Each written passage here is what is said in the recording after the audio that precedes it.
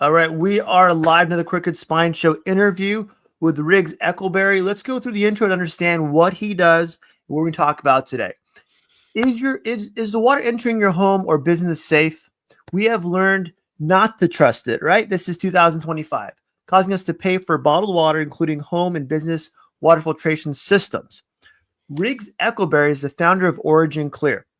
In today's interview, Riggs explains why our public water system is broken, the different types of water, and an affordable water system that supports communities, and how you, the public, can make OriginClear part of your investment portfolio so people can stay healthy and have clean water. Riggs, how are you doing today, sir? Well, I'm as happy as can be, having spent last week, my birthday week, skiing in Montana. Fantastic. In frozen water. And it was good. It was so darn good. I have to say that being back here in Clearwater, Florida is okay. But sorry. I'm sorry. It is what it is. I'm in Southern California, so we're getting some rain today, which is we're state emergency. We don't get rain very often, and it's below, I think, 50 degrees. So again, state emergency for us. We're bougie at it. We don't have this weather very often. Right to questions, my friend. Water is a problem in the current? What is the problem in the current clean water system today? What's going on with it? What's going on with our water? Well, first of all, we have a silent rolling disaster in water treatment. Okay. Right, the dirty water. Now, the dirty water is what causes the problem, right? You're just talking about the forever chemicals and so forth.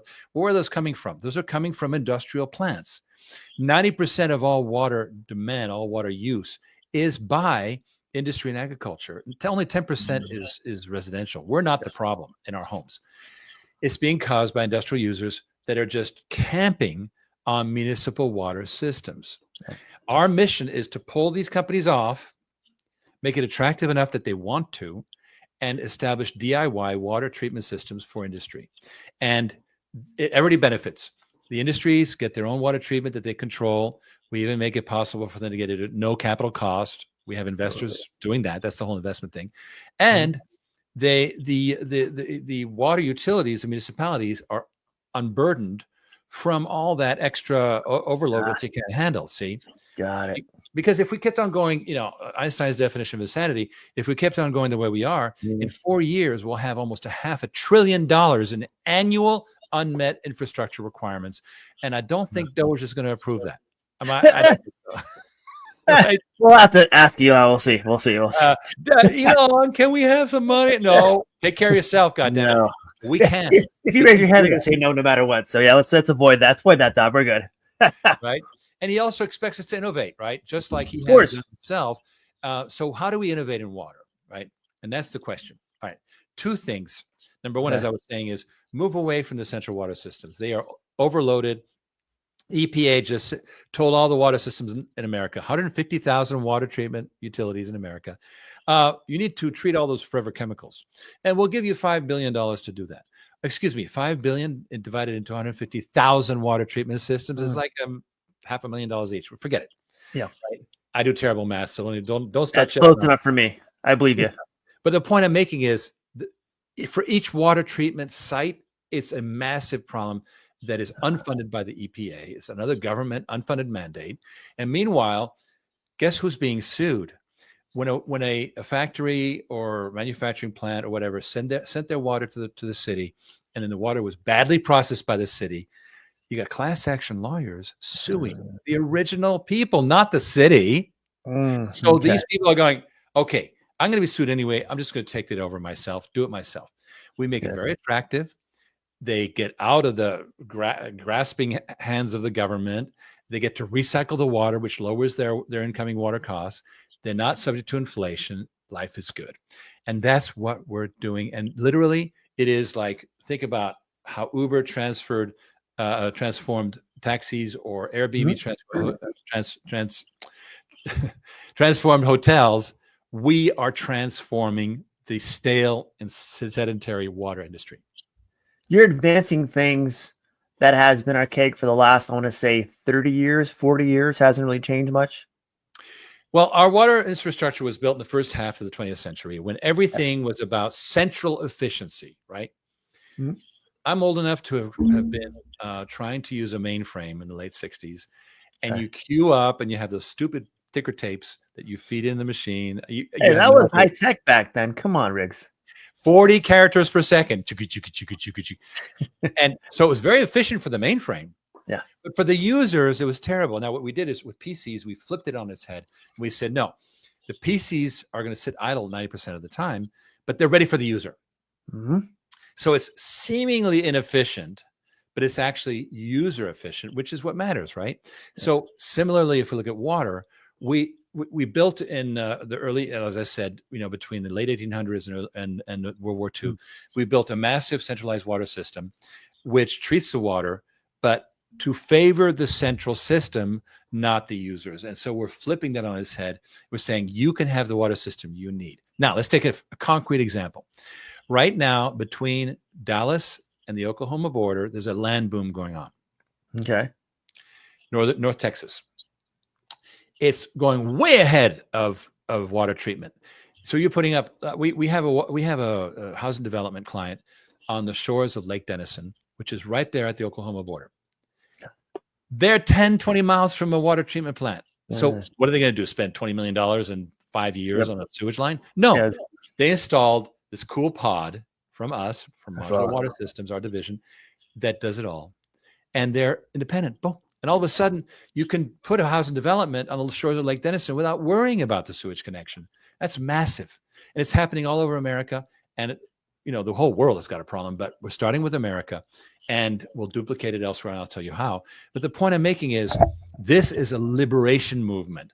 Liberation from the problems of water, which are giant. I've got one of my employees is in Pennsylvania, and he's looking at a 50-acre site that is dirt cheap. Why? No sewage. No, nothing there. But not a problem. Go ahead and just install one of these pods. You're set. Boom, so it changes everything. And you know what? America's moving away from urban. First of all, because urban is being destroyed, but that's a whole other podcast. Different beast. Yeah, different beast. But people are saying, hey, I can work from anywhere. So they're moving to places that have very poor sewage service. We liberate them. And you're making life, you're and the big picture is you're making life, okay, we can do something different now versus having to dry a pipeline, a sewage line, everything else you have to do. Is this part of your break to build process? Oh, well, break to build is a personal philosophy of mine, which says, okay, in order to transform something, you're going to have to essentially, literally just break it, right? And restart. Now, the guru that I follow is Clayton Christensen, the late Clayton Christensen, who wrote a great book called The Innovator's Dilemma. Okay. And in that book, he says, every single company, the seeds of its future are in that company, but being suppressed. He took the disk drive industry as an example. Each generation of disk drives destroyed the previous company.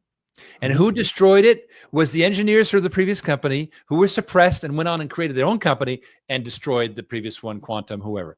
And so you have these waves of innovation that is destructive to the previous company. And why can't the previous company change it? It's because their business model is built on selling that, right? And so they can't. To this day, I can't. I was with my wife over Thanksgiving in Ensenada on vacation. Nice. We're by the side of the road. We tried to walk. Big mistake. We arrive. Finally, we're somewhere along the coast road. Okay. Let's take a cab. Tried calling a cab. Oh, I'm sorry. We don't know how to get to you. I said, fine. I pulled out my phone, Uber app. 3 minutes later, the Uber shows up. Thank you very much. To this day, the taxi industry is broken. After 10 years of Uber, what the hell? Right? You'd think they would have fixed it by now, but no, they're locked. And so really what we're doing here, Uber broke the model, but in the process, they made it much bigger. They democratized public transportation, right? You don't even worry. In fact, the number of drivers vastly exploded from cabs, right? And it may be like, oh, I'll just take an Uber. Whereas before, do I have to take a cab? I don't know. Let me get my friend to take me, right? No. So you're redefining the industry, and that's what we're doing. So we're saying, okay, it's time for revolution. The revolution is businesses do their own water treatment. There's benefits to that. And furthermore, our investors, regular investors like you and me, get to invest their money in something that's revolutionary that they don't have access to. NVIDIA is already too expensive, right? Forget that. forget that, forget Airbnb and all that stuff. You want to get on the beginning of something, invest in the beginning of an asset-based revolution and become an investor in these managed services. You get your returns, you get your stock, you get all kinds of good stuff, and you can start at $1,000. So it's a no-brainer. And that's really the core.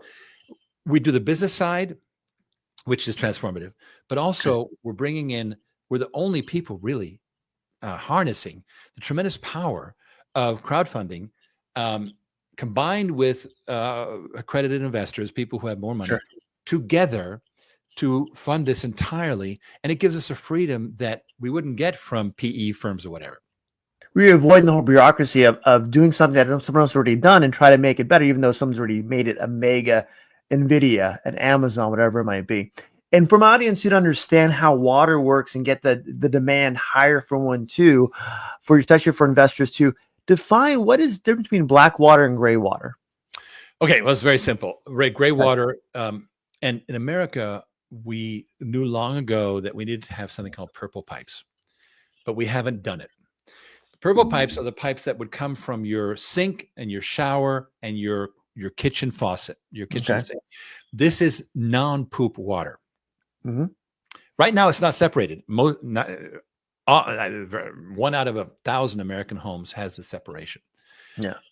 In Australia, about 20 years ago, they bit the bullet. They had a huge drought, and they bit the bullet, and went to gray water. And so every home in places like Melbourne is equipped with a purple pipe system, and they separate it out, and they overcame their drought problem. So what it means is the gray water is very easy to treat. The black water is harder to treat. Now, unfortunately, when you're stuck with a problem like ours, we don't believe in attacking structural issues. We don't have purple pipes, then to hell with it. We'll just build a system that treats all the water. Done. Forget about it. Just treat it all. Black, gray, purple, green, doesn't matter.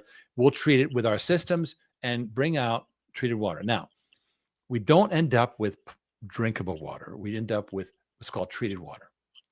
Meaning it can be used for irrigation. It can go back to the water plant. It can be used for washing down your equipment, for your steam vessels. Just don't drink it, right?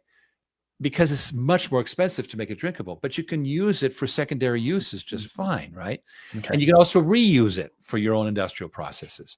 That is really the direction things are going, is clean your industrial process water and reuse it. Now, the second thing is industry doesn't have gray or black water. That's only residential.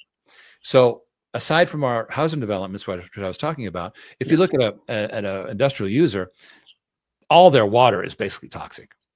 There's no nice water coming out of a factory or a machine shop or whatever. And so we're really focused. 90% of all water demand is by industry and agriculture. So we're focused on getting those commercial users off the grid. Got it. Okay. And lightening the load. I would say unburdening, but we don't say unburdening anymore. Too many syllables, Riggs. Unburdened by what has been, and we don't do that anymore. What we do is we take the burden off, and now that water utility, that municipal utility, remember there's 150,000 of them in America, can now service the consumer and do a good job. And they exist to service you and me at home. What we would like to do is take care of the bulk of the users and make them, give them the freedom, liberation from the municipality to be treating their own water. And we finance it so it's not, because when you started your brewery, you weren't planning to do the water treatment. That was not your business plan. You don't have $1 million to spend on that, and you don't want to do an SBA loan for that. Your SBA loan is to build more breweries. So we take care of that. It's like, no. Just sign here. We have our investors. They will provide the continuity of water treatment. And it's in the corner of your brewery. It's all good. And that is the revolution, is just a quiet offloading of the water treatment burden from municipal users, municipal utilities to the end users who take care of their own business, but without any burden because it's fully managed. It's 100% full service. So we love it. And plus, we figured this out for America.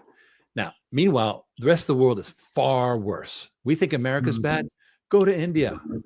People die in India who go into the sewer lines. You know, there's like 30,000 a year who die because of the gases. It's horrendous. So they need a revolution like we do. They're far worse. The Middle East, places like that, right? Well, we're not going to go to the Middle East or to India or anything, or the Malaysian Peninsula. We're not going to do any of the above. We're going to simply license a fintech, a financial player in Dubai, a financial player in Singapore, in Tokyo, whatever, and New Delhi, to do it in their world, contracting with local water companies, and we provide them with the full process, how it's done, how you raise the money, all that stuff. We're pioneering it here in America, and it's going to be a major export of the idea, because I don't want to wait until I'm 230 years old to solve India's problems. I want to solve it in the next 10 years. That means we export it as expertise. Got it. You're exporting your knowledge and the product, letting them figure out the bureaucracy, the politics involved for one, too, and almost separating your investors to be more of what's profitable now versus what's potentially profitable or more even risky too. So explain for me the modular water system. I saw your video on it, phenomenal video. How does that work? Well, if you're going to go from the giant water utility system to a brewery or a housing development, you have to miniaturize. Got it. Okay. And we've done that. We've created these systems that can last up to 100 years. That they're heavy duty plastic enclosures that are beautiful. They're like Swiss watches, but super simple. And they're deployed on site. People can forget about them. The maintenance is super easy. And that is a revolution. We are experiencing a gigantic growth in demand because so many people, Dr. Tony, are just relying on this explosion, but they don't know how. They say, here, just sign here. And it's so simple. So, and not only that, for example, in Texas, we got one of our standard units pre-permitted by the Texas EPA. It's called the Commission. Perfect. Right? Yeah. And so now just take this, no permitting, you're done, put it in, and you're set. So Dan Early at Modular Water Systems has done an amazing job of just standardizing these things, and it's no muss, no fuss. They're sole source. Most of these things are sole source, and he's solving it for America. So we're so proud to have Modular Water Systems on board. We have the financing system behind it from our investors, and we have another division, Progressive Water, for the big jobs. And we think we are bringing about a liberation revolution for businesses with water. It's almost by doing it in Texas and other states, also you're setting a precedence where, hey, it's done here. At that point, I want to say it's going to explode once you get enough units out there where now every state gets them. Boom, easy to put another one in. At that point, we don't have to worry about the bureaucracy behind it for one, too. What are one of those units? I didn't see on the website. What are these usually like? What's the average cost of installing it, putting it in, maintaining it? Well, nominally, they're from between $250,000 and $2 million is the rough price range, right? Sure. That's if you're thinking about a mobile home park or a small hotel or whatever, right? Housing development, that kind of thing. We don't deal with the giant water users. There's a company in the space with us called Gradient, which is a unicorn. They do the PepsiCos of the world. We don't deal with it. We deal with the everyday user, of which there are many, many more. Okay, so that's us. But there's a cost of operation. You're talking about, you get the system installed, then you have your maintenance, you have your water engineer, all these things going on. We take all that problem away, and we say, okay, one check every month pays for all of it: the water system, the maintenance, the consumables, permitting, everything all in one. Just pay one check for everything, and people are so grateful. Like, simplify my life, please. I'm not in the water business. Yes. I'm in the chiropractic or whatever business. Yeah, That's my business. I'm into helping people have homes or properties that have clean water that can have safe water for their property and themselves and their families. And recycling. So that do you know we've calculated that if you increased recycling by America's industry to 15%, now it's less than 1%, you would double the amount of fresh water available in America. Now, everybody's fighting about the freaking fresh water, but they're not recycling it. Hello, right? Now, Vegas did that. Vegas realized they had a problem, and they've done a lot of good stuff. We want to take that all over America, and that's done with these innovative, decentralized water systems. Who is fighting you on this, or what are questions, say government or people in general asking? Well, what is this? Why? What are the big questions out there about the system? Well, unlike, you heard about how solar is resisted by energy companies, right? Yes. Then No. who's the rebuttal, I guess, or who's the devil's advocate? Nope. First of all, the municipalities are grateful. They are overwhelmed, right? And their budgets aren't being met. So right now, I would say, Dr. Tony, our biggest enemy is complacency and people not being aware. They turn on the faucet, the water comes out. They flush the toilet, water goes away. They don't see the problem. But there is there's a sewer main break every 2 minutes in America. You don't hear about it. Right? Yeah. It's like, yeah, so what? But guess what? That person's backyard looks like shit, literally. So, the biggest challenge we have is to get awareness of this, because and so our investors, we already have demand. That demand's there. That's not a question. In an inverted triangle, the very bottom tip is the people who have to have it. They're forced to it. If they don't do it, they will go out of business, etc. That is who we service today. Now, you go a little bit wider, those are the people who would like to have it if it was simple. And that's the innovation we're doing. Got it. Okay. And with OriginClear has been a publicly traded company since 2007, correct? I've been a public company 7 longer than I was. Well, I was working at the age of 17. And now 17 years I've had this company. So as long as it took me to grow up to the age of working, I have had this company. And here's why. It's taken forever for us to figure out how to transform water, because we couldn't change it. Imagine, for example, if you go, okay, I'm going to change the water industry, the taxi cab industry, and you try to change the taxi cab industry, you get nowhere. Eventually you figure out, well, what? I'll just turn around and do it myself with Uber. Boom. Right? That's what we finally got. We finally figured out, wait a minute, the hell we're trying to change them. We're just going to create a liberation movement and let people do their own water treatment. And the answer became obvious. And it's a huge mega trend right now. Almost you went from a floppy disk drive. Remember those big square ones, the classic ones? Yep. Yeah, you went all the way to what's it called? Now just good. You went to not even Google Drive, Zip Drive, and then not even there. You went to just AirDrop. Boom. No, it's cloud. It's the cloud. That's cloud. AirDrop. Boom. Done. You like, why even worry about that physical property anymore? Just when we're at the AirDrop and cloud, you're good to go. And going into, how do you survive as a company, being a micro company, the ups and downs, stock market, financial market? How did you survive that? We've had so many things happen since 2007. Well, that's my curiosity. No, I dig it. We've been through a lot. For example, in 2024, we were trying to merge with a company on the NASDAQ, and we had to call it off at the last minute. We felt our shareholders were not being served right, and so we had to bail. And what we do really, really well, Dr. Tony, is we take great care of our shareholders. Good. I have shareholders who were with us in 2007. They're still with us, right? Why? Because we make sure they win and they do okay. And they know that we're doing something huge. So when you join the OriginClear Water on Demand family, you're being taken care of. We make sure you win. We're there right there alongside you. I haven't made my fortune yet. I am relying on the success of Water on Demand to succeed, just like my shareholders, and they know it. So it's really, they know, there's just no question.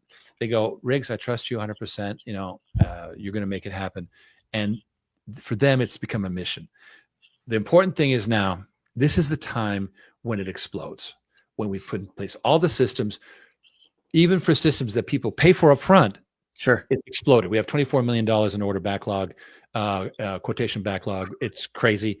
And now we have the next phase, which is people investing to pay for it so the client doesn't have to. All that stuff is happening in real time. This is our time. And we've lived through, I can tell you, my wife Mhm. In 2022, she finally said, Riggs, oh my God, you're the most persistent guy I know. I'm like, Take your heart yeah. medication. Keep the stress level down. Well, she lets me go skiing. That Okay. my therapy is let me go ski. And she knows that. She's a snowboarder too. She's a beautiful lady. Awesome. And so, aside from the skiing, it's been nonstop 24/7. And but this change is happening. And what our investors know is this is the most worthwhile use of their money, and they will get great outcomes, but they will also have changed the face of human health in America and eventually the world. That's what I want. That's what people understand. People and I know a lot of companies. People will invest in, for example, Altria or companies like that, Philip Morris, where they're great dividend, great company, but ethically, are they doing the right thing? You guys are doing the right thing. That's that. Why would you want to invest in something? Why would you not want to invest something if you're doing the right thing to help not only your community, your people, but also your pocketbook? As you see things, it's a win-win-win for everybody. Well, plus the money you invest is a vote for the thing you're investing in. So yeah, you could invest, for example, in I don't know, a porn network. Yeah. Fine, you'll make money, but you're forwarding porn. Hello, it's a disease. I mean, come on. So do what will support the expansion of the world. That's why Elon is doing so well. He's totally focused on engineering better systems. He hasn't focused on water. He will, but we'll be there. Well, And even RFK, I would assume, would pick that up too and go, "Hey, look, this is something to where we can actually help someone live a healthier life by having cleaner water in their community, in their schools or businesses everywhere." Why Well, wouldn't Dr. you? Tony, I'm going to make a prediction. Okay. When the big water companies finally wake up and they realize this is a giant trend that's happening, they will look and find water on demand is already doing it. And perhaps they'll find water on demand worth snapping up at a heck of a valuation. And that's why we want our investors on board now. Nice. And ending with that too, what are the physical and potential assets for growth and stable cash flow for investors? You mentioned part of it, but can you be more detailed about that? Well, when people invest in water on demand, they're getting a piece of a water system, right? They get to benefit in the accelerated depreciation. They get to have tax benefits, all that good stuff. And they also they get annuity, right? But in addition, they get stock. So they get all of it. They get the depreciation, the annuity payments, and the stock. We give it all to them. So they benefit directly from being founding investors in these systems. So that it is backed up by assets that they own a piece of through direct ownership. And they can place a lien on it, all that good stuff. And they have the ability also to participate in the stock play. So it's the best of both worlds. Perfect. Because look, it's all very well to make 12 or 15% on your money. Great. But it doesn't really beat inflation. Let's just be real. You need to do 200 or 300% on your money to get somewhere. And I don't think you should do it with a meme coin. I'm sorry. It's not going to happen. Yeah, I'm more like, give me the stable companies that actually have products at physical buildings and have done it for a long time that pay a good dividend. And I've done it for the last 20 years. That's all I do. You got it. And that's how I feel too. In fact, the more we get into this crazy world, the more we, everyday investors, need to focus on what's tangible, what we know works, what we see every day all around us, right? And this is exciting. Now we're also tokenizing the whole network. Yeah, I saw that. Because to make all the payments, frictionless to the dividends. I want to sell my contract to you. It's like switching the private key over, all the way to the suppliers being paid that way, everything, because that's how, Skylink is entirely tokenized. So when they have their systems in Suriname, they don't have to worry about going from Suriname through Swift to whatever. They just put it on the token network. Same thing for us. You're keeping things legalities out there, like the bureaucracy of having to do that so much easier when you tokenize, and it's a stable coin because it's based on your company. Perfect. Yeah, and we're sitting on top of a recognized stablecoin network. We're not going to reinvent USDC or whatever, right? But we want the best analogy. JP Morgan has a token called Cash, and Cash works just way to move cash around, right? Very simple. Yeah. But this is, people don't realize it's a revolution of simplicity. You just move the stuff around electronically. And as long as it's reliable, which is what the blockchain enables, then if it's a reliable transfer method, you're not going to get ripped off. So we're also going to do that. And eventually we will have a very liquid network that will be moved away from the government to businesses doing their own water management with all the supplier networks, clients, investors, et cetera, all tokenized. And meanwhile, the utilities will remain, but servicing consumers individually. That's their original mission, and that's what they'll do. Perfect. And you made it so simple to where you're keeping the individual in charge of their water versus letting bureaucracy run everything, which is great. Anything I missed, Rigg, that you wanted to add to the show today? Well, I want to encourage people to take a look at how to become part of the investing family. They can go to waterondemand.net. There's an investment button, or OriginClear.com. And again, the green Invest Now button, the same thing. Perfect. And what they will get a chance to review. There's all kinds of videos, and you know the videos, and then check it out. And it starts as low as $1,000. So jump in, take a look. If you like it, join us. We're now at a point of maturity where all the crazy stuff's been worked out, and now I believe that we are going to explode on the world stage, and I can't wait for my friends to be sharing in this fun. It's something to where I saw your videos too, but you're an active, I want to call it active stock or a company to where you're always updating your shareholders. You have weekly meetings. You can ask questions, Q&A for one too. So you're leaving everything out there very transparent versus behind closed doors. So that's how you're keeping it very simple for investors. To join our briefing, we do a Legends of Water broadcast on every third Thursday, and just go to OriginClear, sign up under the CEO briefings, and join us, because we get very lively. We get all the guys. It's great. We fight like crazy on camera. It's fun. Perfect. And we want people to join us. Good. You have a good support for your shareholders to know exactly what they're doing. So any type of question you have removes that anxiety, which is great. Anything else? What's your takeaway for today's show, Mr. Riggs? Dr. Tony, my takeaway is that you thought that water was just fine, but in fact, water is suffering from a very terrible chronic disease that can only be remedied by completely cleansing it. I'm using health terms, but by completely cleansing it of the rot that's set in, which is all this industrial toxins, right? Pull those away, let them be treated properly by the people making the water dirty, thus liberating the central utilities to treat and serve individuals like you and me at home. That is something that is happening. It must happen. And it's something we believe in fervently. We want people to join the family. We're going to have a lot of fun with this.